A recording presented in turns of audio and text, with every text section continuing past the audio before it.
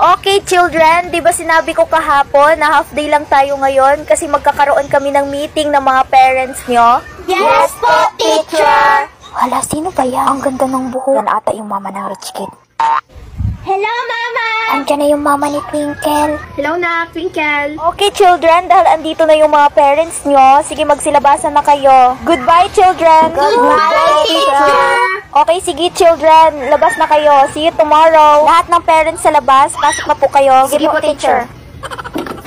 Okay, mag-start na po yung meeting. Ang meeting pong ito ay tungkol sa gaganapin this coming Christmas party. Tignan nyo po yung agenda. Kailangan po nating mag-contribution ng tag 300 pesos bawat isa para po sa mga foods yan this coming Christmas party. Teacher, pwede ako magbigay ng pang-spaghetti. Ako din po, teacher. Magbigay ako ng pang-minudo. Excuse me, teacher. Yes po, mama ni Twinkle. Magpakitirig po ako this coming Christmas party. Hello, bido-bido. Huwag na po kayong mag-contribution ng 300 pesos. Ako na po ang bahala kasi magpakitiring po ako.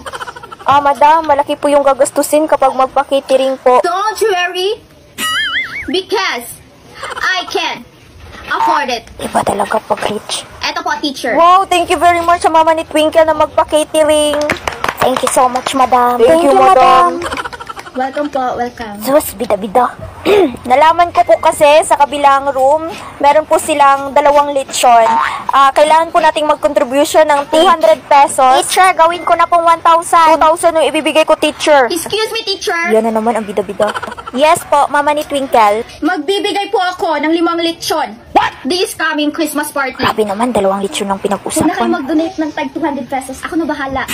Ako na mag-donate sa lechon. Madam, parang sobra na ata yung 5 lechon po. Don't worry, because I can afford it. Nagkalat na kasi yung pera sa bahay namin. Idodonate ko na lang dito. Eto po, teacher. Thank you very much sa mama ni Twinkle na nag-donate ng 5 lechon. Thank you, madam. Salamat, madam. Welcome po, welcome. Iba talaga pag research. Bida-bida.